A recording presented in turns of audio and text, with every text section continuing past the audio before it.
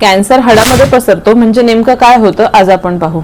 जेव्हा cancer early stage असतो त्यावेळेस फक्त त्या मर्यादित जागेपुरता अवलंबून असतो, पण जेव्हा कॅन्सर पसरायला सुरू होतो त्यावेळेस असंख्य अवयवांमध्ये जातो, तसेच तो हाडामध्ये देखील जातो।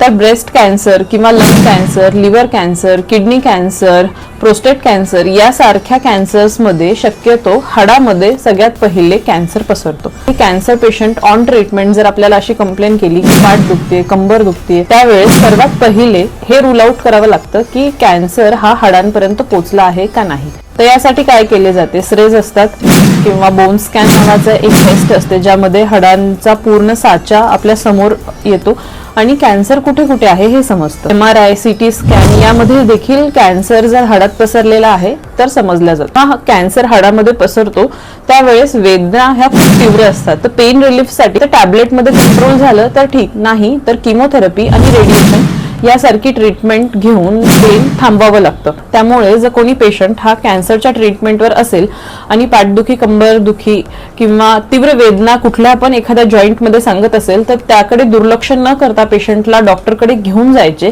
प्रॉपर इव्हॅल्युएशन करायचे, ट्रीटमेंट घ्यायची।